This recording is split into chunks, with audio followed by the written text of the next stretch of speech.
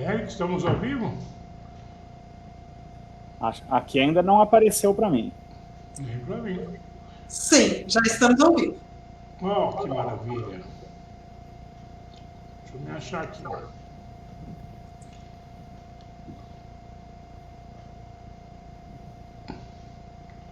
Sempre leva um tempinho aí, né? Demora um pouquinho. Pronto. Estamos ao vivo. 6 pessoas já estão conectadas. Oh, que maravilha. Boa noite a todos. Hoje, a doutora Janaína e o Elton.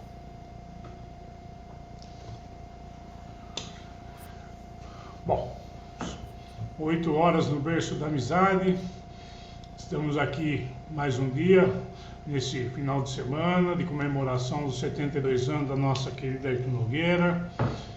Hoje temos a doutora Janaína e o Elton Filippini, que vai nos apresentar aí o núcleo Coronel Campos Salles, vão falar com vocês. A gente só vai dar uma ajuda aí, mas a live é deles hoje. Então gostaria que o Eric se apresente, o Elton, né? O Eric é figura carimbada já aqui, já está acostumado por aqui. Agradeço a todos aí que estão participando com nós essa semana. E depois nós encerramos aqui, mas terça-feira voltamos novamente. Uma boa noite a todos e que tenham uma bela noite e bem alegre. Boa noite Geso, Elton, Eric. Prazer estar com vocês. O pessoal vai chegando aqui, tem gente que pica o cartão aqui toda noite com a gente, hein? Aninha Rossetti, Robson Verônica, Laurindo Bentlin, quem mais que está chegando por aqui? Rosiana Rossetti, Maria Nilce, Paulo Bueno, todos desejando aí boa noite. Fala seu boa noite também aí, Elton.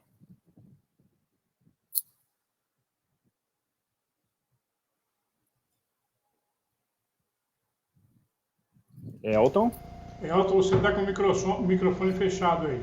Boa noite. Aí, agora sim.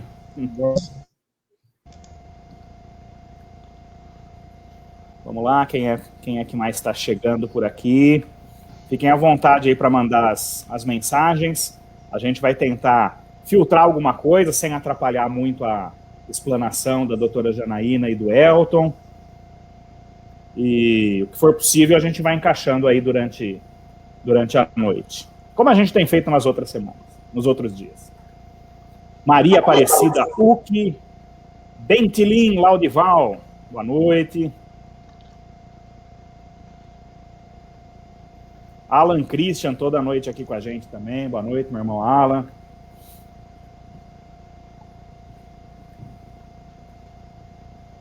Caiu aí, Eric, só voz.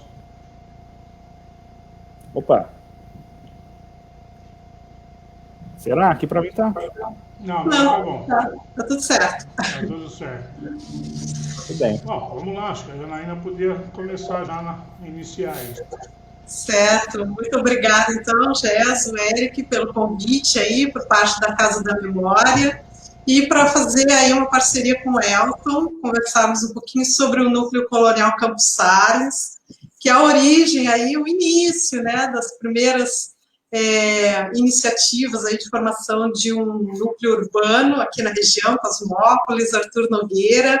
Então, é muito legal a gente aprender, conhecer sobre essa história, conhecer a origem dos nossos antepassados, como que eles chegaram até aqui, quais foram os desafios que eles enfrentaram, e a gente tem essa proposta para hoje à noite, tá bom? O Geso pediu para eu me apresentar para vocês, né, porque eu não sou nogueirense, talvez alguns não me conheçam. Eu estou aqui na região como professora do NASP há 9 anos, esse é o meu 9º ano. Dou aula nos cursos de História, de Arquitetura, de Pedagogia ali no NASP, talvez alguns tenham sido meus alunos aí, quem sabe, né? Se alguém foi, se apresente. E agora, mais recentemente, eu morei ali na região do NASP e agora faz 1 ano que estou morando aqui em Artur Nogueira, né? E tenho muita satisfação de estudar a história de Artur Nogueira, conhecer mais sobre Artur Nogueira. Sempre fui bem recebida aqui na cidade, por onde andei, com quem conversei, sempre realmente é o berço da amizade, né? Então, me sinto já um pouquinho nogueirense aí, espero que vocês continuem sempre me acolhendo, que vai ser sempre um prazer, tá bom? Eu estou com um olho no padre, outro na missa, como a gente diz, tá? Eu olho aqui na minha câmera, mas olho aqui também no celular e consigo ver os comentários de vocês, tá bom? Então, se vocês fizerem alguma pergunta, eu acho que eu consigo pegar, mas se eu não pegar, o Eric me ajuda aí, tá? Estamos aqui. Certo? O professor fala demais, tá? Então, vocês também me cortem, por favor. E, gente, eu vou compartilhar aqui uns slides, tá? Que a gente preparou para nos ajudar aí a vocês compreenderem um pouquinho melhor daquilo que a gente trouxe para vocês, tá? Então, eu vou compartilhar aqui a minha tela com esse conteúdo. Enquanto vai entrando aí, vou agradecer o ex-prefeito Celso Capato, que esteve já com a gente essa semana, e também a professora Neuci Strasser. Hoje ela não foi a primeira a dizer boa noite, mas está aqui acompanhando a gente todas as noites. Opa, que legal aí, né? É muito interessante, assim, me chama bastante atenção o quanto aqui a cidade de Artur Nogueira é uma cidade que o pessoal gosta bastante da história, né? Então, a gente se sente motivado aí a trazer esses conteúdos para vocês, tá? E aqui está, acho que está chegando aí na tela, né? Que a gente trouxe para vocês. Então, vamos começar. Vou começar aqui falando um pouquinho da história do Núcleo Colonial Campos Sales. Queridos, apesar de talvez vocês imaginarem que eu seja professora de história, não sou, tá? Ah, que decepção! Eu sou professora da área de artes e também da área de patrimônio histórico, cultural, são as áreas que eu lido na minha formação acadêmica, tá bom? Então, por isso que eu vou trazer aqui algumas obras de arte, que aí a gente também tem um pouquinho de aula de artes aí no meio dessa história toda, tá bom? Quando a gente vai pensar um pouquinho na formação aí dos núcleos coloniais, a gente está fazendo aí um retorno aí para finalzinho do século XVIII, virada do século XIX aqui no Brasil. E é interessante que a gente pense um pouquinho do contexto histórico, o que estava acontecendo que favoreceu, então, a formação desses núcleos coloniais. Primeiro, na Europa, estava acontecendo uma crise econômica, principalmente por parte daqueles que estavam trabalhando na agricultura, porque as cidades começaram a se urbanizar, as indústrias começaram a surgir no contexto urbano, e esse homem do campo, que tinha muita habilidade de lidar com o campo e a vida rural, ele começa agora a passar por uma crise, e começa a não encontrar mais o seu lugar de trabalho no contexto dos países da Europa. Tá? Isso é um ponto interessante da gente pensar. Já no contexto brasileiro, a gente está vivendo a abolição da escravatura no Brasil. Tá? 1888, aí a gente tem a assinatura da Lei Áurea, mas um pouquinho antes disso, os escravos já começam a deixar o seu trabalho como escravo. E, paralelo a isso, aqui no estado de São Paulo, a gente está vivenciando um aumento da produção cafeeira nas fazendas. Então, esse dono, né, esse fazendeiro que começa a produzir café, ele precisa de mão de obra para trabalhar nas suas lavouras. E agora, com a abolição da escravatura, muitos deles não têm interesse, por várias questões, em contratar de maneira assalariada o escravo. Primeiro porque eles já tinham um certo medo de sublevações, havia um preconceito contra esse escravo, de que ele não, agora, numa condição assalariada, ele não ia trabalhar da mesma maneira do que na condição escrava. Então, havia uma série de preconceitos contra esse escravo. O índio também era tratado de maneira com preconceito com relação à sua força de trabalho, e começam a se desenvolver, então, uma série de pensamentos que a gente chama de pensamentos eugênicos. Tá? O que é um pensamento ligado à eugenia? A ideia de que, se houvesse uma mistura, né, de pessoas, né, pessoas brancas com pessoas negras, com pessoas indígenas, aos poucos, a raça dominante, que eles consideravam branca, a cor branca seria dominante, e as pessoas iriam passar por um processo de embranquecimento, tá? Então, com o passar do tempo, o Brasil se tornaria branco, tá? Essa era a ideia deles naquele momento. Interessante que a gente vê que já passou aí várias décadas e várias gerações e isso não aconteceu, né? Graças a Deus o Brasil continua, né, mantendo aí as suas diversas matrizes culturais. Mas, enfim, naquele momento eles pensavam isso, tá? E aí eu trouxe essa obra de arte aqui, que é bastante interessante, que se chama A Redenção de Cã, é de um artista chamado Modesto Brock. É um quadro de 1895, onde ele mostra essa ideia, né? Então, a gente tem a avó negra, né? Descendente aí de escravos ou escrava. Ela possivelmente casou com um homem de pele mais clara e já teve a sua filha mulata. A sua filha já se casou com um homem branco e o netinho, ele nasce uma criança de pele bem clara.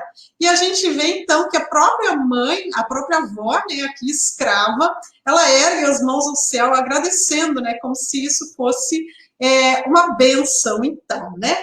Então, vejam que havia nessa ideia aí de trazer o imigrante europeu branco também um pensamento eugênico, tá? De formar uma nação com características mais europeias aqui no Brasil, certo? E aí, dentro disso, a gente tem a formação dos núcleos coloniais aqui no estado de São Paulo. Primeiro, os fazendeiros, eles começaram a trazer aí esse imigrante às suas próprias expensas, tá? Aos custos custeados aí por esses fazendeiros. Só que esses fazendeiros começaram a achar isso muito caro e começaram a empurrar, vamos dizer assim, né, essa iniciativa para o governo, tá? E aí, então, nós temos a formação dos núcleos coloniais como uma iniciativa governamental, ou seja, o governo do estado de São Paulo começa a subsidiar através da Secretaria de Agricultura. A Secretaria de Agricultura, ela começa em 1854, criar aí uma série de órgãos, né, uma repartição para dividir essas terras do estado, alguns regulamentos, formam associações aí para auxiliar nesse processo, né, de divulgar essa imigração na Europa e trazer esses imigrantes.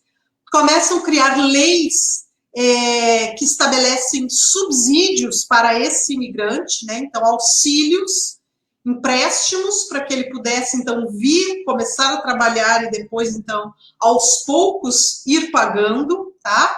E aí, então, entre 1885 e 1911, a gente tem a criação de 25 núcleos coloniais, entre eles o núcleo colonial Campos Sales, que é o do nosso maior interesse.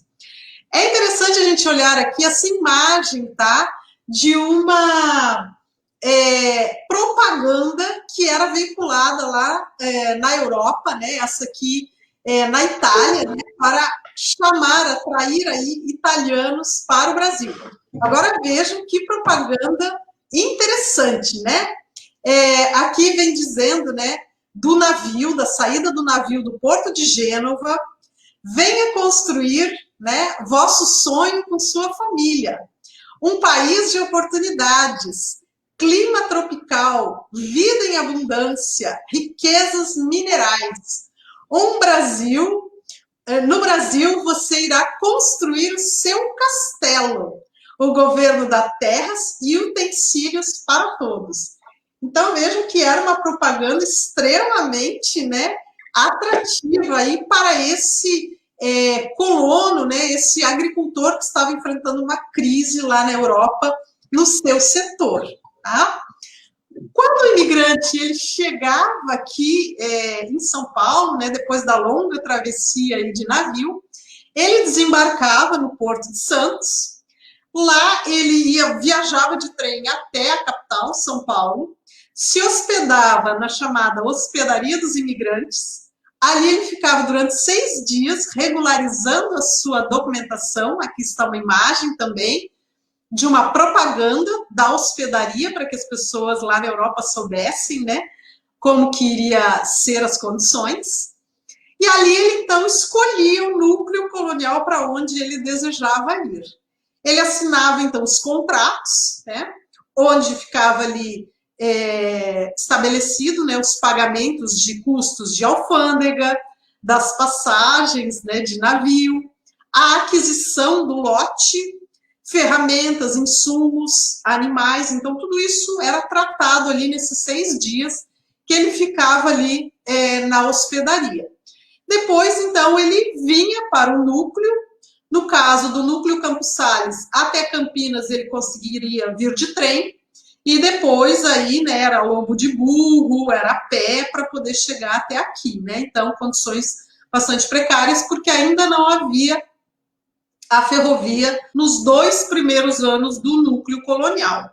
Aqui no núcleo havia uma administração local, onde tinha a possibilidade dele comprar alguns alimentos, alguns insumos, fazer os seus pagamentos diretamente ali para esse administrador local, fazer registros também. Então, havia uma administração também no núcleo por parte da Secretaria do Estado. Eu tenho um pôster, doutor, fazendo propaganda lá na Itália do núcleo, que não sei se você já viu. Nossa, que interessante, né? Então, isso é importante da gente observar, né? Como esse imigrante chega até aqui com uma série de expectativas, né? E será que essas expectativas de fato se confirmaram? Então, eu trouxe aqui esse texto do Holloway, que vai contar um pouquinho como que era, na verdade, a realidade, né? Então, ele, através das pesquisas, dos estudos que ele fez, ele vai dizer o seguinte: o governo, ele adquiria terras marginais, muitas vezes de solo fraco, que não eram apropriadas para a agricultura do café, que esses fazendeiros, né, quando estavam já endividados, eles empurravam essas terras para o governo, tá?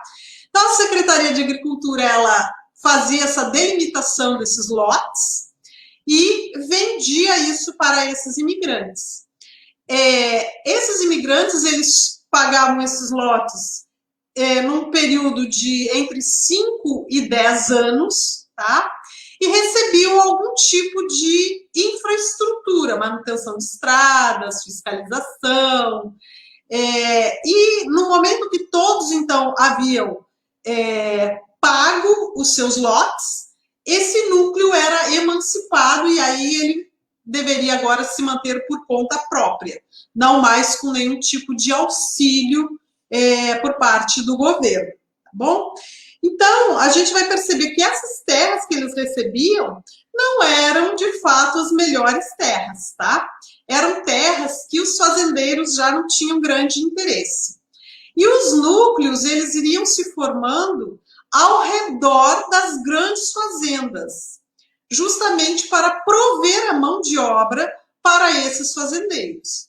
Então, no núcleo colonial, esse lote que o fazendeiro, que o imigrante adquiria, era um lote pequeno, tá bom? Ele não era um lote que ele pudesse fazer uma grande plantação.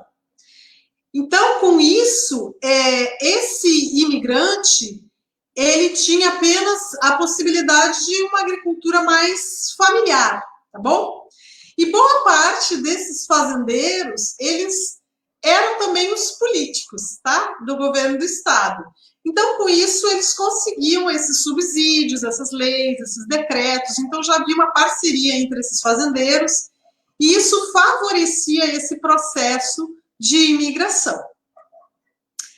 Bom, no caso aqui específico do núcleo Campos Sales, o Marcondes, ele vai dizer que a região ela era repleta de matas virgens, formada aqui pelos rios Tamanducaia, Pirapitingui e também o rio Jaguari, ou seja, né, os imigrantes chegaram aqui numa região de mata, tá? Então não era uma região muito favorável aí para a agricultura, pelo menos no início. Nessa região, alguns anos antes, né, 1883, já havia aqui povoados, né, um povoado rural, que eles chamavam de Campo das Palmeiras, depois eles chamavam de Burgo, que era formado por colonos, por imigrantes que estavam trabalhando nessas fazendas e já tinham vindo para cá para isso, ex-escravos também, que agora ficaram aqui na região, e também trabalhadores livres, né, que já eram brasileiros, tá? Então, quando a gente tem a formação do núcleo Campos Sales, já havia uma população aqui residente. E era uma comunidade, como eu disse, né, de difícil acesso. Há registros nos relatórios da Secretaria de Agricultura de doenças tropicais entre esses imigrantes, né, febre amarela, alguns deles enfrentaram, alguns vieram a falecer, outros se recuperaram. As terras eram pouco produtivas, tá?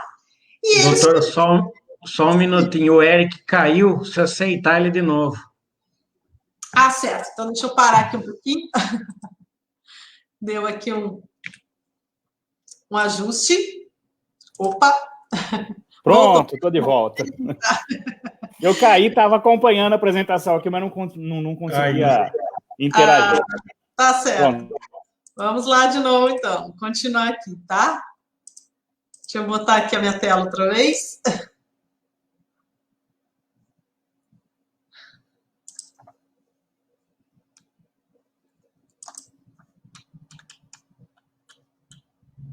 Muito bem. E como eu ia dizendo, então, né? Esse migrante, ele chega aqui e ele passa a conviver, né, com esses chamados caboclos, né, que era essa mistura de índio com branco, com esses ex-escravos, com brasileiros. Então, o que a gente vai vivenciar aqui nos primeiros anos nesse núcleo Campos Sales é uma mistura de culturas, tá? Dessa cultura europeia e também dessa cultura nacional. Isso é bem interessante, né? Então, nessa formação inicial.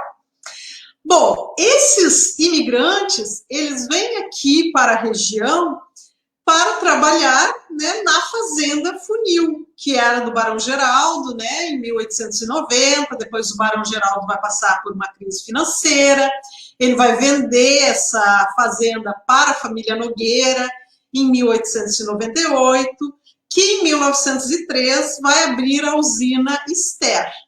Então, muitos desses imigrantes, eles vão trabalhar nesse contexto aí, da Fazenda Funil, da usina Ester.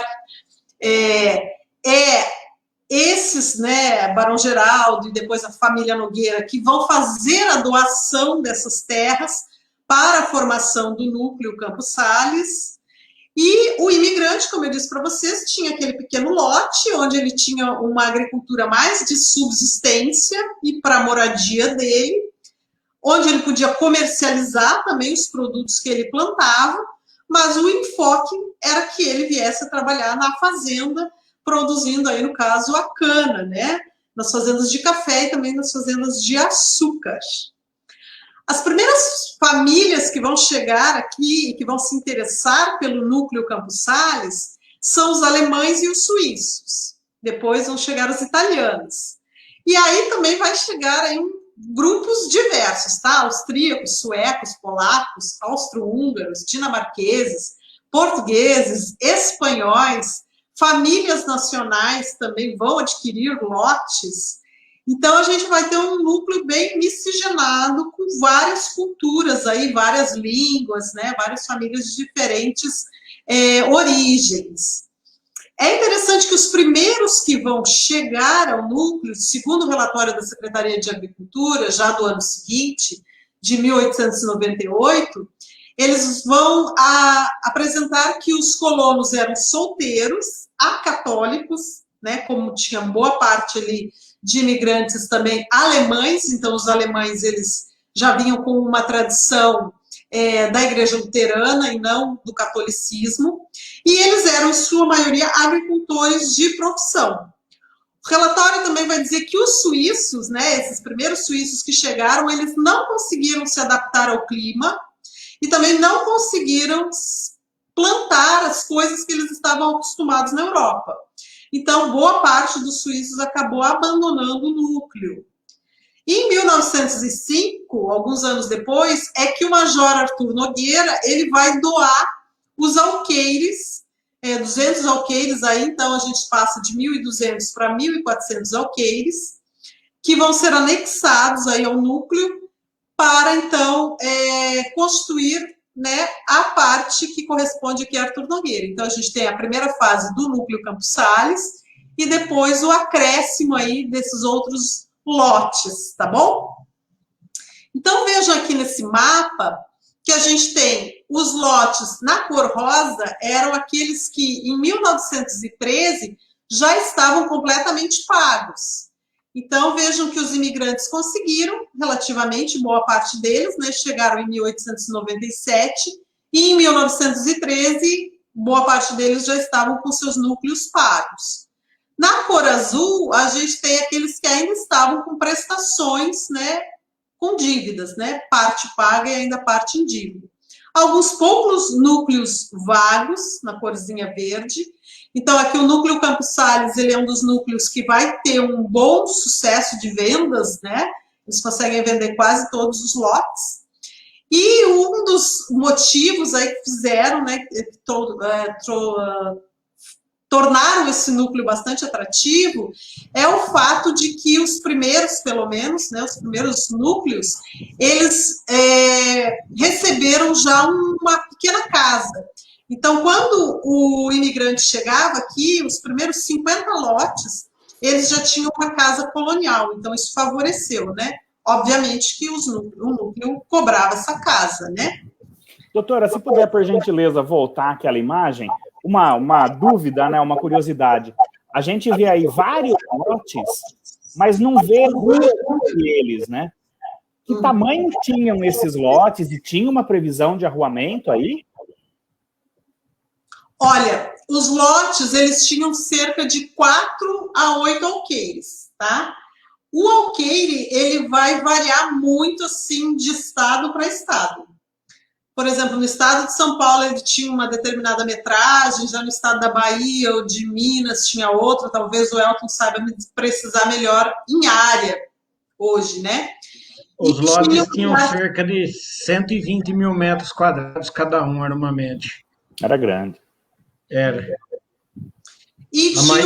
Muitos deles continuam iguais até hoje. As propriedades estão aí, a gente pode observar no Google Earth que as divisas do núcleo, inclusive, se encontram inalteradas até hoje. Que legal. Aí tinha uma parte reservada para o núcleo urbano, tá? Então, aí que concentraria, então, essa parte mais de ruas e de comércio, esse seria o espaço reservado. A professora Neuci pergunta onde era Arthur Nogueira e aonde era Cosmópolis. Aqui, essa parte onde diz, né, núcleo Campos Sales, toda essa parte aqui, né, seria reservada para, seria o que é Cosmópolis, certo, Elton? E aqui, Arthur Nogueira. É isso? Aonde junta os córregos, bem no meio do mapa, ali a divisa de Arthur Nogueira e Cosmópolis. Certo. No centro do mapa. Onde tem uma curva. Não, mais. Aí, nesse ponto, mais ou menos. É a divisa de município. Interessante. Ele ficou meio que dividido entre Arthur Nogueira e Cosmópolis hoje. Uhum. Uma parte, então, essa parte de cima, Arthur Nogueira, isso? Se a gente observar o lote 71, para se localizar, lá embaixo, lote aqui, 71, é o cemitério de Cosmópolis. Você vê que tem um quadradinho no canto onde mostra o cemitério, já naquele tempo. Legal. E na seção Arthur Nogueira, tem uma linha reta dividindo lotes para a esquerda e lotes para a direita, certo? Isso, aqui. Não a outra linha do meio. Aqui. Não a outra. Ixi, do meio? Para a sua direita. Não, para a direita. Tá, essa aqui do meio. Isso, então. Essa linha aí é a Avenida Floresta hoje. É aquela avenida que tem o Samarino, Manacás, aqueles condomínios ali. Interessante. Que era a antiga TN 50. Bom, então, em 1899, a gente tem a chegada da estrada de ferro, tá? Isso vai facilitar, em parte, tá? Porque, inicialmente, o trem ele não era todos os dias, né? Ele era 2 dias só da semana. Então, muitas vezes, para que o colono pudesse levar os seus produtos até Campinas para comercializar aquilo que ele plantava no seu lote, ele tinha que fazer esse percurso a pé ou de carroça, enfim, né? Buscar outros meios que não o trem. Mas o trem vai, claro, obviamente, melhorar bastante aí o acesso, que a gente tem a imagem, né? Da linha do trem, saindo de Campinas, Paulínia, né, Cosmópolis, Arthur Nogueira, chegando depois a Engenheiro Coelho e Conchal, tá? Então, depois, em Conchal, nós vamos ter a abertura de 2 outros núcleos coloniais, em 1911, e também em Mogi Guaçu. A companhia, a Estrada de Ferro Funilense, ela foi construída pelos fazendeiros, porque, obviamente, eles tinham interesse em escoar a sua produção, só que, assim que eles inauguram, ela já é inaugurada em situação financeira bastante precária.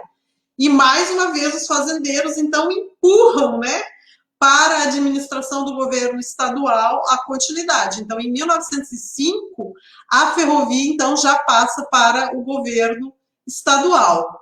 Aqui a gente tem um quadro, né, eu vou mostrar agora para vocês, onde a gente vê um relatório da Secretaria do ano de 1900, onde a gente tem aí parte da formação, então, da nacionalidade dos imigrantes. Vejam que a gente tem a maior parte de alemães, seguido dos suíços, dos húngaros, dos suecos, brasileiros, teuto-brasileiros, né, que seriam os portugueses misturados aí com brasileiros, austríacos, italianos e portugueses. Então, no ano de 1900, a gente tem 132 famílias, né, então isso já é há alguns anos, aí 13 anos do núcleo, e 624 pessoas morando aqui no núcleo. Contudo, né, em 1902, 2 anos depois, os relatórios já apontam que essa composição vai se modificar bastante. Boa parte dos imigrantes, eles vão abandonar o núcleo, né, não conseguem se adaptar às dificuldades impostas aí, né, pelas condições climáticas, pelas doenças. E aí a gente vai ter uma reviravolta. Boa parte dos lotes, então, passam a ser adquiridos e são transferidos aí para brasileiros, pessoas que já conheciam o Brasil, o seu clima, que já haviam morado nas fazendas e já conheciam, então, as formas de cultivo. E esses, então, brasileiros, eles passam a produzir, então, milho, feijão, arroz, batata, mandioca, manteiga, produções industriais, pequenas indústrias, tá? Ovos, galinha, lenha, e eles começam, então, a consumir isso, né? Comercializar entre si e também a vender em Campinas. Como eu disse para vocês, né? Alguns deles tinham que ir a pé até Campinas, isso dava entre 7 a 8 horas de caminhada, de acordo com os estudos, para poder vender, porque o trem ele não vinha todos os dias da semana, né? Ele só vinha 2 dias nessa fase, tá? Outra coisa que é bastante interessante é o interesse aí desses colonos pela questão educacional das crianças. Nós vamos ter em 1907 um colono dinamarquês que se chamava Pedro Paulsen, talvez vocês conheçam alguma família aí na cidade que seja descendente, que ele vai oferecer parte do seu lote para edificar uma escola pública, né, para as crianças do núcleo. Mas já havia outras iniciativas, né? Por exemplo, da escola alemã, que era uma escola particular só para as crianças alemãs.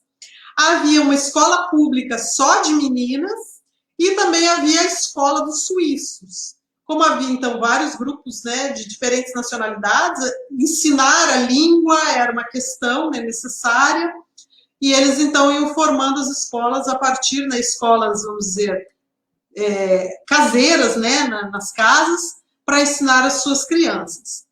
E o núcleo, ele vai ser, então, emancipado em 1915, ou seja, em 1915, praticamente, aí podemos dizer que todos os colonos, ou todos os lotes já estavam pagos, então o núcleo é emancipado. Eu trouxe aqui algumas imagens, tá, que são de 1909, que são bem interessantes, eu acredito que algumas delas conhecidas de vocês, né? Aqui a gente tem a casa de um colono, para vocês verem como que era essa moradia, né? Uma casa bastante simples, mas uma casa de tijolos. A gente vê telhas, né? O uso de telhas cerâmicas. Essas casas eles iam ampliando, né? E melhorando a partir daquilo que eles receberam do governo do estado. A gente vê as aberturas aí feitas em madeira.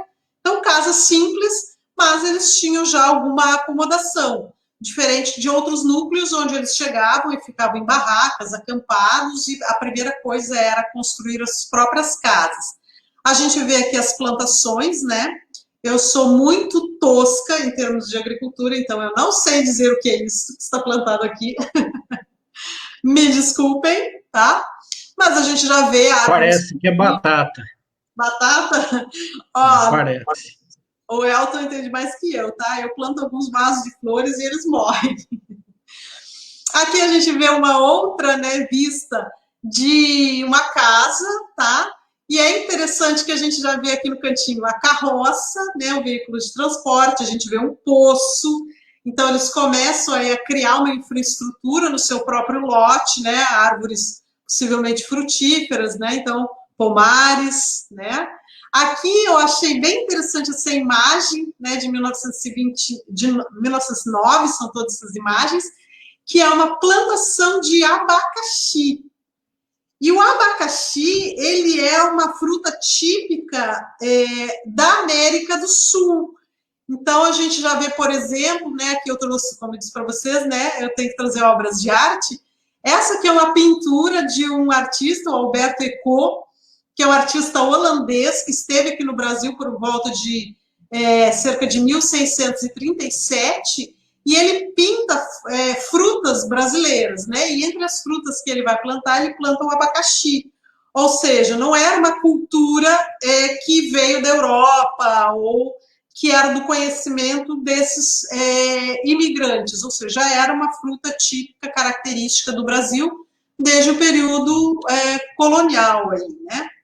O núcleo tinha um campo de experiência, né? Que eles faziam experiências do que conseguia se plantar no núcleo, né?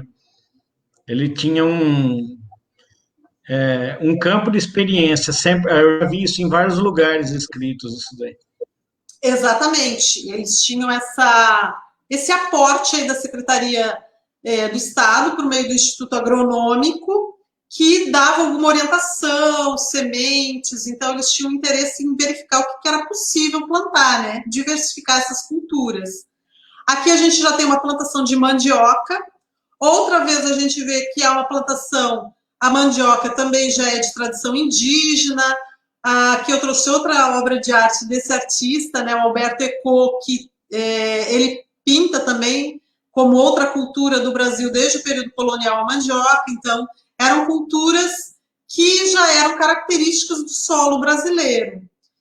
E nessa imagem a gente vê aqui uma moenda artesanal de cana, que também já desde o período dos escravos eles já usavam essa tecnologia aí.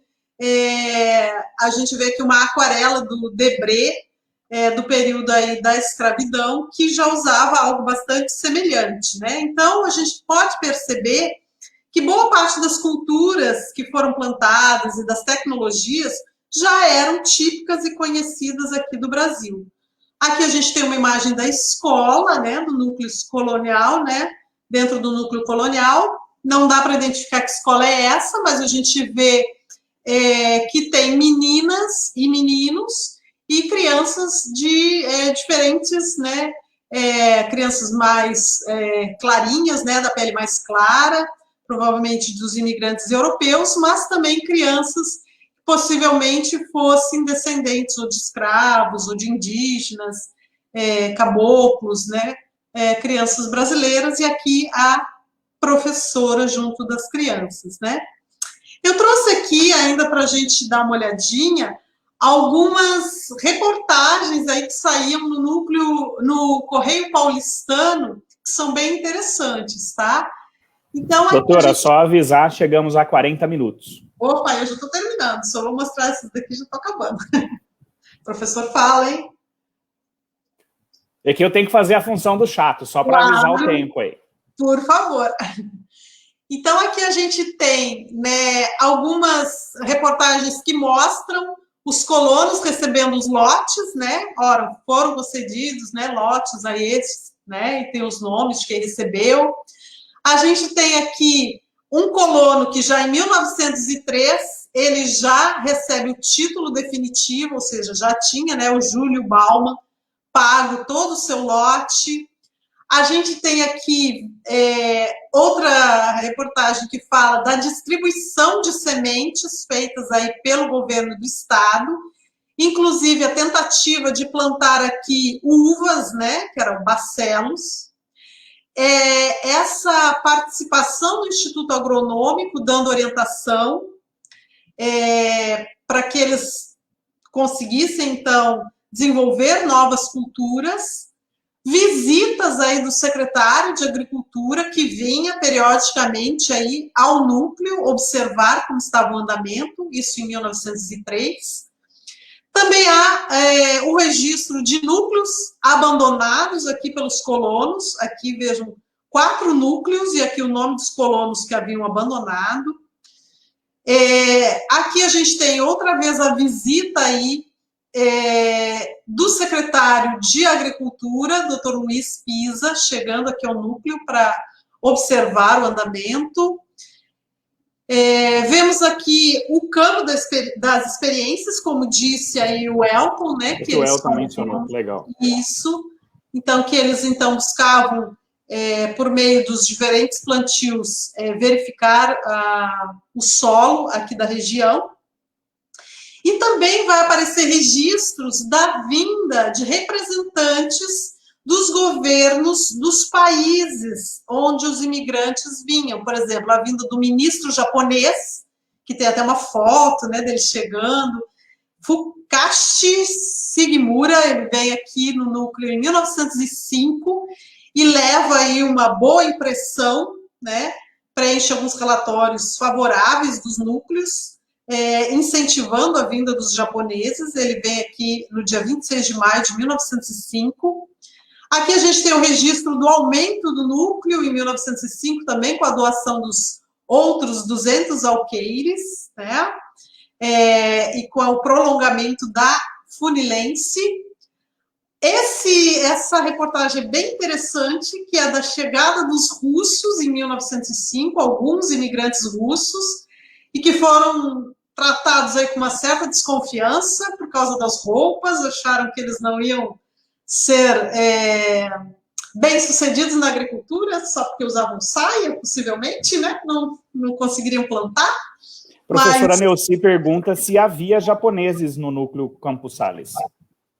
Pelos registros que a gente encontra aqui, não há registrada a presença de japoneses. Os japoneses eles ficaram mais concentrados em São Paulo, né?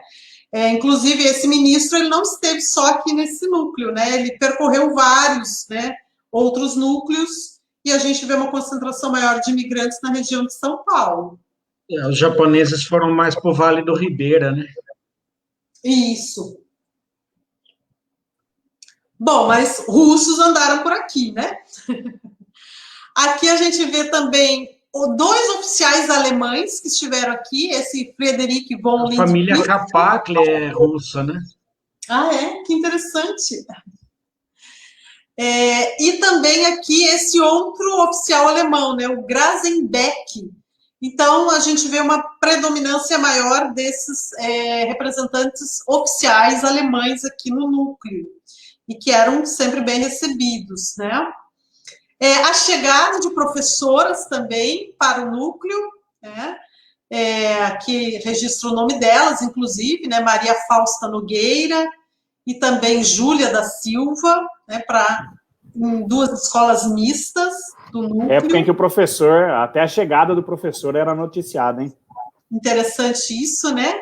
Legal. E, finalmente, em 1915, o jornal, então, anuncia a emancipação definitiva. Então, agora o núcleo se desligava completamente do governo do Estado e agora os colonos tinham que viver por suas próprias expensas e dar conta aí da sua situação, né? Então, gente, isso é bem interessante também, né? Que eles receberam um aporte inicial, mas depois eles acabam tendo que se virar, né? Sozinhos, né? Um ano depois veio, em 1916, já a criação do Distrito de Paz, né? Então, eles já tiveram que dar conta aí da sua própria, né? Situação. Aqui em Arthur Nogueira, né, Elton? Isso aí. Exato. Professora Neuci também lembra aqui que a família Kiyosiya também é russa. Opa! Olha, sofreram preconceito aí, disseram que eles não iam conseguir plantar, hein? Bacana. Bastante gente aqui. Nós estamos em 30 pessoas agora acompanhando. O Elton tem algumas apresentações para fazer também, né, Elton? Vai compartilhar o material daí, né? Agora a gente achou o fone de ouvido.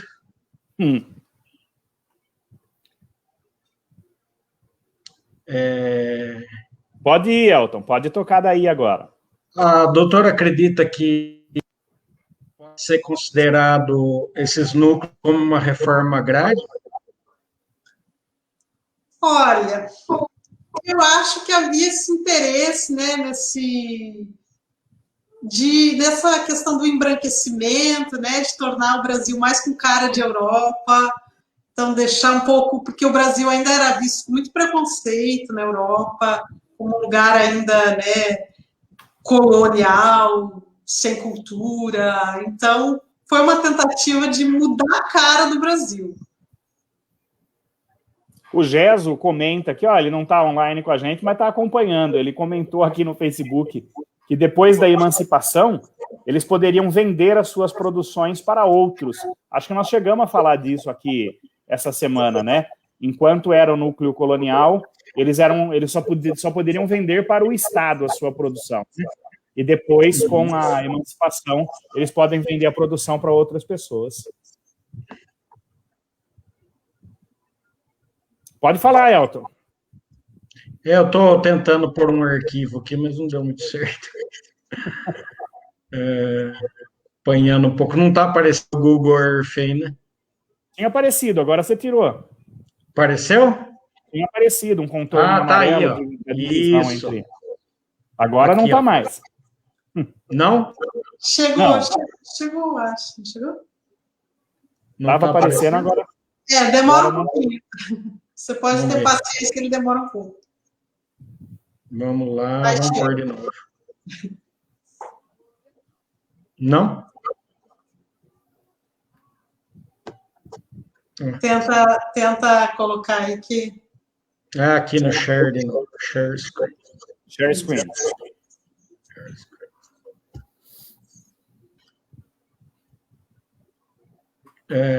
Google Earth. Permitir. Aí está abrindo. Abriu. Está abrindo? Abriu? Abriu sim. Então, essa é uma vetorização que a gente fez do mapa que a gente pegou do núcleo Campos Sales e colocou no município, ó, no Google Earth. Algumas pessoas estavam perguntando onde ficam alguns lugares, né, onde ficavam no núcleo, né? E a gente pode observar, por exemplo, aqui...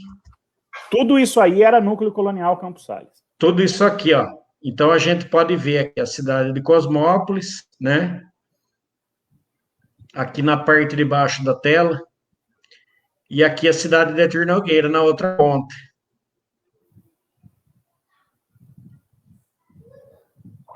E aqui, ó, por exemplo, ó, aqui é o Minha Casa Minha Vida. Olha como se Certo. encaixa perfeitamente a divisa. É verdade, tem razão. A gente vê que várias divisas aqui se encaixam. E na vicinal ali, que vai para Cosmópolis, também dá para... Sim, lá no mapa até aparece a divisa com aqui, ó. Olha aí. Aqui é o cemitério de Cosmópolis, que eu falei aquela hora. A gente não está batendo muito certo, mas a gente vê que é a mesma reta, ó. A divisa, Uhum. onde aqui fazia parte da Companhia Sul Brasileira de Colonização, que hoje pertence aos Ministérios. Mas a gente pode ver outros trechos, ó, como a divisa próprio Córrego Cotrins, essa estrada aqui, ó, ele vai se encaixando perfeitamente. E aqui onde era a seção Arthur Nogueira, nesse trecho aqui. Depois, se alguém quiser esse arquivo,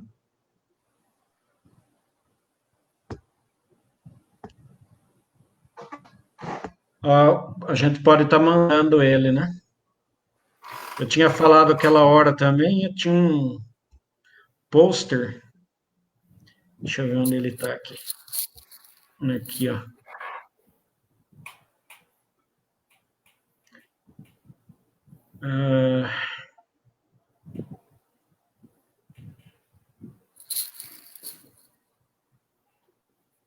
Top screen.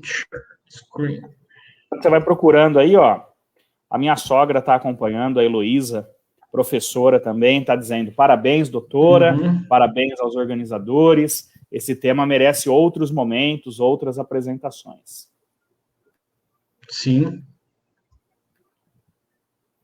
A Denise já disse que quer o arquivo, eu quero também, viu, Elton?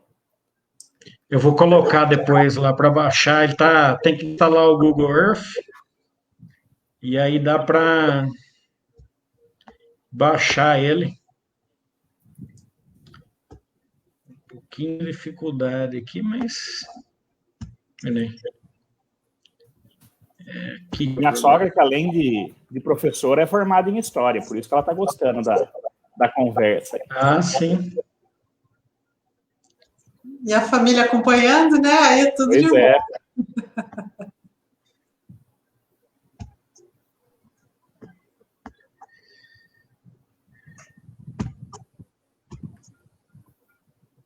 Celso Capato comentando aqui, Elton, grande conhecedor da história de Arthur Nogueira. Achou o arquivo aí, Elton? Tá chegando. Achei.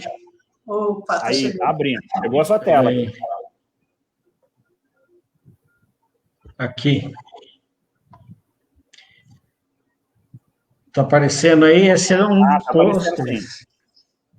Ó, Núcleo Colonial Campos Sales, ó, fazendo propaganda, um cartão postal, né? Lá na Itália, La Popolazione, 1.345 habitantes, 195 italiani. Isso daí, acredito que era distribuído na Itália, né? Tem aquelas fotos até mostrando o núcleo, para atrair mais imigrantes para cá. Porque quanto mais imigrantes houvesse, né? Isso era uma estratégia, trazer tanta gente, mais barateava a mão de obra, né? Para o fazendeiro. Sim. Então, era vantajoso para ele, né? E agora ainda mais custeado pelo governo, subsidiado pelo governo. Então, era super vantajoso, né? Não tinha mais a mão de obra escrava, mas era mão de obra barata, né? Exatamente. E a gente vê a história se repetir na China hoje, né?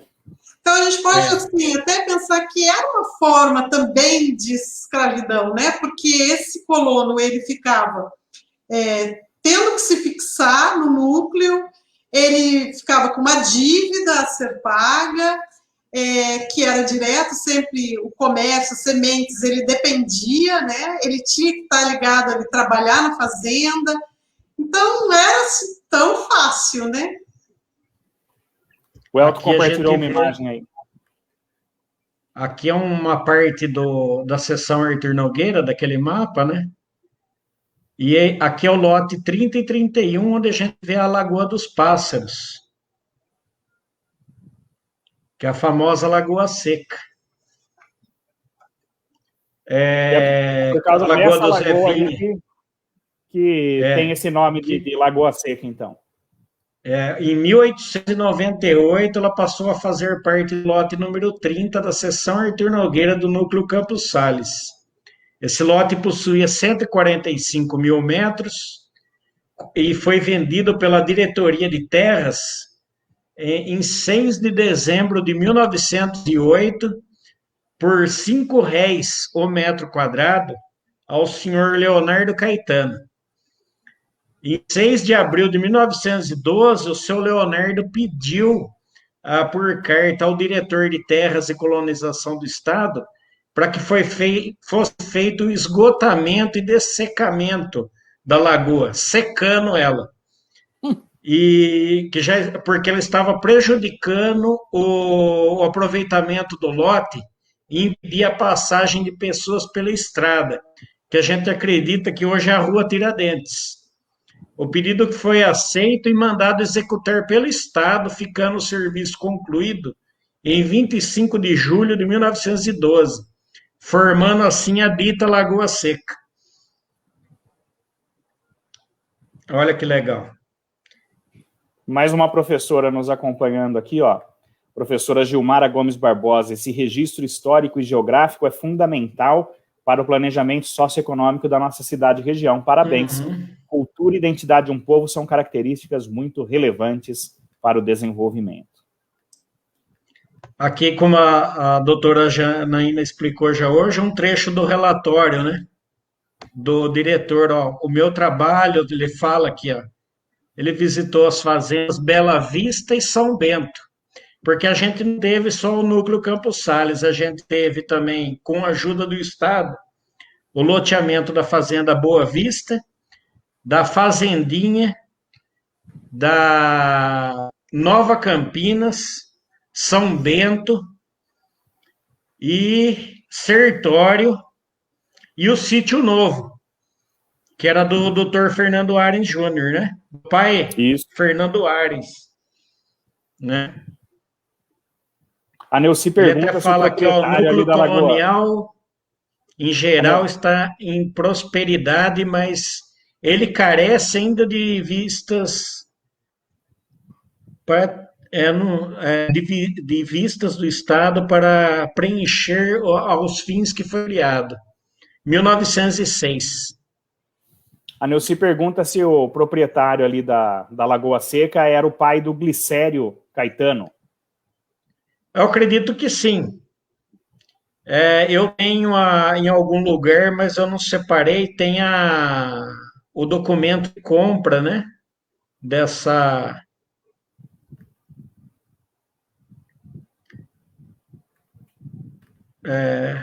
Ele fala que é o lote 30, 31 e 32, porque parte de cada um destes lotes é encostado em uma lagoa seca que fica nas proximidades do local escolhido para a futura estação da estrada de ferro funil.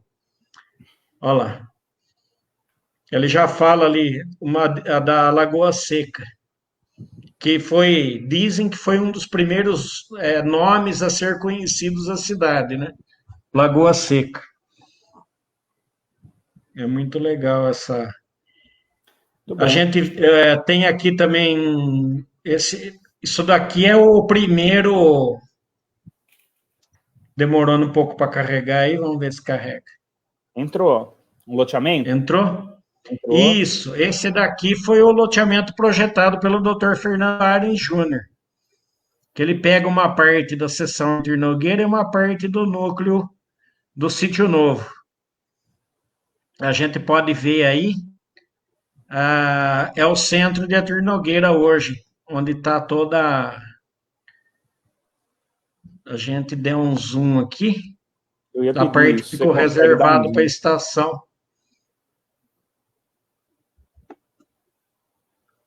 Aqui embaixo. Aqui, ó. A área reservada para a futura estação. Largo. A estação ficou aqui, onde hoje é a Praça da Fonte. aqui E nessa aonde é a parte. Avenida Fernando Ares aí, para a gente se localizar? A Avenida Fernando Ares, provavelmente é essa Essa aí. rua, isso, tá chama essa daqui. Legal. Até aqui, tem uma legenda até que aos lotes pertencentes ao senhor Arthur Nogueira, lotes pertencentes ao senhor Fernando Ares.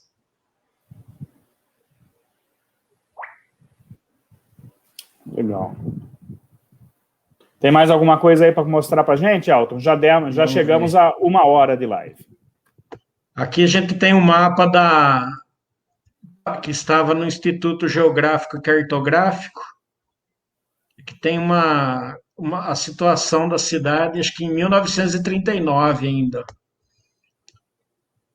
Pouco antes da emancipação, a gente vê que tinha aquele projeto de loteamento, mas nem todas as ruas estavam abertas.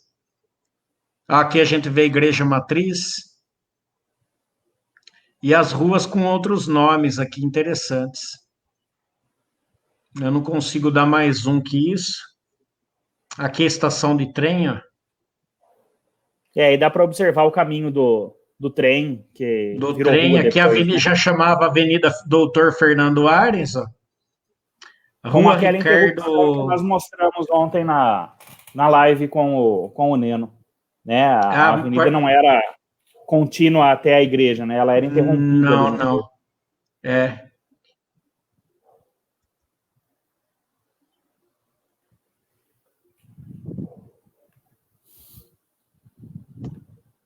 Isso daí. A gente tem vários. Deixa eu ver se tem mais alguma coisa. Aquela O Gesso foto fala aqui que dá para ver a estrada de Dona Maria. É isso, a estrada de Dona Maria Florencio, que eles falam, né? Maria Floriano. Floriano, que é o caminho, que é a dita Rua Tiradentes hoje, que passava pela Lagoa Seca. Vinha de Cosmópolis, passava por Arthur Nogueira, provavelmente ia até Limeira, onde hoje é Vicinal. Essa aqui é foto do núcleo também, ó. Outro engenho, doutor. Legal, né? Outro engenho. A gente vê que Engenho de cana. A cana, né, justamente para a usina, também foi uma das coisas que eles acabaram plantando bastante, né? Outra casa de colono, que também que é do... Eu peguei no arquivo público do Estado, aqui a gente vê a casa já mais arrumadinha, né? Bem mais. Então. A gente vê esse detalhe no telhado aqui, parece ser coisa de alemães, isso daqui. Tem as janelas até com folhas de vidro, né? Isso. Não é mais aquela janela colonial.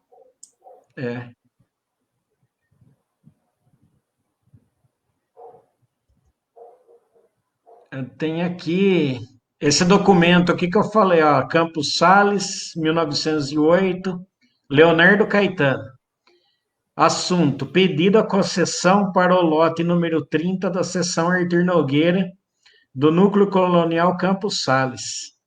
Era esse tipo de documento que era enviado para a Secretaria da Agricultura, onde eles pediam o lote, né, para eles, né? E a gente vê que esse documento, se alguém quiser entrar depois no Instituto, no Arquivo Público do Estado, tem uma parte lá onde estão esses documentos todos digitalizados. Tem que abrir uma conta lá, qualquer pessoa consegue acessar isso daí. Bacana. E a resposta vinha publicada no jornal Correio Paulistano, como eu mostrei para vocês. Então, isso, como se fosse um edital, né? Se a pessoa foi concedido um lote ou não, vinha a resposta no jornal. Isso aqui também é do Leonardo Caetano, ó. Leonardo Caetano, proprietário do lote 30, no Núcleo Campos Sales, seção Arthur Nogueira, que não foi, até hoje, feito o esgotamento da lagoa lá, existente no seu lote, que está prejudicando e impossibilitando não deu para entender aqui o que está escrito pela grafia, onde ele pede está reclamando que não tinha sido feita a dessecagem da lagoa, falam dessecagem. Não secou até hoje, nem vai secar, né? Nem secou, né? Ainda bem, aqui, né? Ó. Pois é, aqui a gente vê de novo, acho que aqui onde o pedido foi aceito, ó. Presente requerimento do colono Leonardo Caetano, concessionário do lote 30 da seção Artur Nogueira do núcleo Campos Sales, informando que o projeto e o orçamento do dessecamento da lagoa existente naquele lote já estão prontos e aguardando apenas a aprovação do senhor secretário. Atesta-se já concluído o serviço de dessecamento da lagoa. Então, a partir daqui, ela virou Lagoa Seca. Depois encheu tudo de novo. E depois, provavelmente por causa da olaria que se instalou ali, né? Ela... O Marcelo Menezes comenta aqui também da Fazenda São Bento, que faz divisa, a gente vê aqui a menção da seção Artur Nogueira aqui na divisa dela. O Marcelo Menezes... Aqui, ó, Núcleo Campos Sales.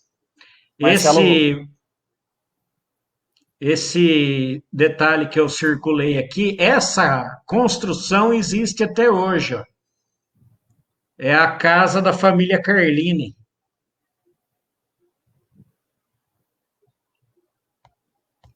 Fica ali na estrada do São Bento. Aqui dentro, e curiosamente, dentro está a seção Artur Nogueira, dentro do mesmo mapa. Eu não sei se a seção Artur Nogueira, na verdade, acho que ela fazia parte da Fazenda São Bento. Me parece. Olha ela aqui. A lagoa aqui de novo.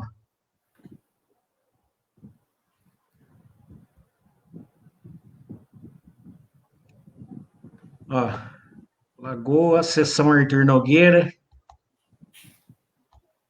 Aqui a gente tem a estrada do São Bento e aqui essa construção que provavelmente é a casa da família Carlini, lá na estrada do São Bento. O Renato comentou até que o pai dele falou, que o avô dele falava, que achava que não era uma casa aquilo quando foi construído.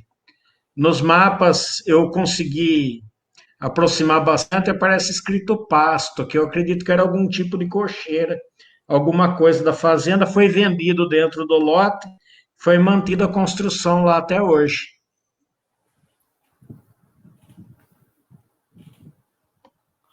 O Geso está comentando aqui. Deixa eu... Que Conchal foi formada pelo núcleo Visconde de Indaiatuba e Conde de Parnaíba, e também se emancipou em 1948. Um dia antes de Artur Nogueira, inclusive, né? 9 de abril é que é aniversário da cidade. Foi feriado lá na sexta-feira. Isso. Essa foi a tendência, né? Todos os núcleos coloniais, eles acabaram se transformando depois nas cidades, né? Sim. A impressão que a gente tinha é que vinham as autoridades do Estado e aproveitavam, né? Que vinham aqui até o interior, um dia fazia a emancipação de Conchal, depois faz Artur Nogueira, aproveita a viagem e sai emancipando todo mundo. Sim. Aqui a gente carregou.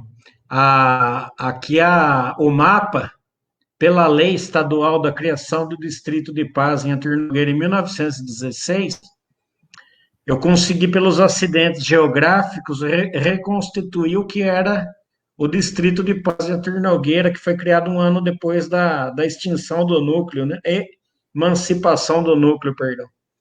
Então, a gente pode ver aqui Artur Nogueira, Engenheiro Coelho, só que o Distrito de Paz não pegava uma parte, eu acredito, porque aqui devia ser a divisa de Artur Nogueira de Mogi Mirim e Campinas. Provavelmente aqui nessa região.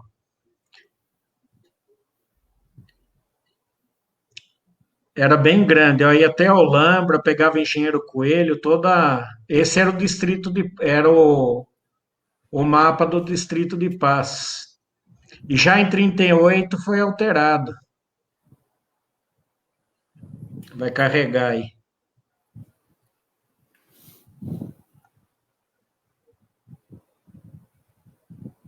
Carregou?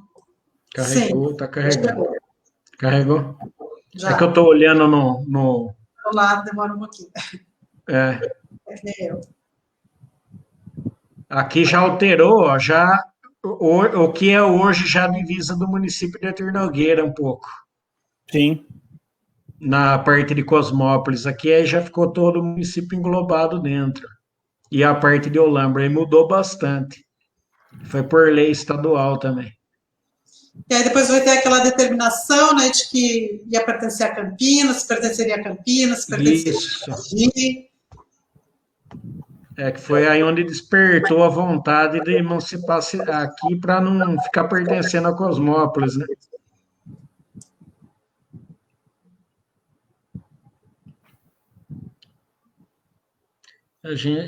Era isso daí. Legal. Não sei se o Eric tem alguma coisa que perguntaram aí que a gente pode dar tempo, não sei, já estourou o tempo, né? O tempo nós já estouramos. Mas eu queria agradecer a vocês, né, a doutora Janaína e ao Elton. A doutora Janaína diz que não é nogueirense, mas está morando em Artur Nogueira agora, sinta-se acolhido, então. O Elton já é de família tradicional, né? Se não for nogueirense no papel, é de coração, né, Elton? Sim, eu nasci em Cosmópolis, né? Meu pai estava morando lá na época, mas meus avós, todo mundo é daqui, né? E a gente fica feliz de ter os amigos colaborando com essa manutenção da história, né? Resgatando a história de Artur Nogueira. Muita gente dando os parabéns lá no Facebook. Amanhã nós não teremos live. Vamos dar uma descansada amanhã. Na terça-feira a gente retoma. Cadê eu não vou me lembrar o assunto na terça-feira. Se o Geso puder me ajudar aí. Na quarta-feira, minha vez de falar sobre os símbolos oficiais do município. Aí é um assunto não tão histórico, né? Claro que tem algumas personalidades aí. Um assunto mais cultural, mais burocrático, um pouco mais interessante a gente conversar sobre ele, preservar também essa parte da nossa história. Hoje à tarde eu acabei de fechar com o Geso. Na quinta-feira nós faremos uma live contando os bastidores da peça de teatro Minha Cidade, contando e cantando Artur Nogueira, que também deve ser bastante legal. E ainda teremos programação, pelo que o Geso me disse, até o próximo domingo. Tem bastante gente procurando, querendo participar, e a gente vai, na medida do possível, até a gente enjoar, vai mantendo as lives aqui. Bom? Mais uma vez, muito obrigado, doutor. Obrigado, Elton. Se quiserem falar mais alguma coisa, senão a gente já encerra. Eu vou colocar o arquivo KMZ, vou tentar colocar nos comentários, ver se eu consigo anexar. Será que no Facebook anexa documento? Não sei, vou tentar. Nos grupos existe um espaço para arquivo de documentos. Pode ser que no grupo da Casa da Memória você consiga enviar lá. Se não alguém quiser, me chama no inbox, inbox eu acredito que vai. Eu posso mandar, tá? Legal, doutora. Quero agradecer a oportunidade, né, o acolhimento, e quero parabenizar a Casa da Memória, os apoiadores aí, por esse empenho da cidade em preservar sua história, sua memória. Isso é extremamente importante. As futuras gerações, hoje o Geso me contou, né, da live também com os alunos de ensino médio, aí, com as crianças. Então, essas iniciativas, elas são extremamente importantes para que a cidade, ela preserve a sua identidade, a sua cultura, transmita esses valores. Isso faz com que o cidadão, ele crie vínculos de pertencimento com a cidade, ele se sinta motivado por uma vida em comunidade, né? O espaço urbano, ele pressupõe isso, né? É um grupo que vive em comum, né? Uma comunidade. Então, é extremamente importante que a gente conheça de onde a gente veio, as nossas origens, tudo que os nossos antepassados passaram, né, para que a gente chegasse hoje a esse nosso espaço, para que a gente ame mais e cuide mais da nossa cidade. Isso é extremamente importante e eu parabenizo a iniciativa de vocês, não só essa aqui da semana, mas tudo que vem sendo feito, o tempo inteiro, né, a gente vê essa preocupação em manter essa história, e eu dou os meus parabéns a todos vocês por isso. Legal, bacana. A gente só tem a agradecer a doutora também pelos trabalhos que já fez aí, que a gente conhece, a da estação, da réplica da estação, né?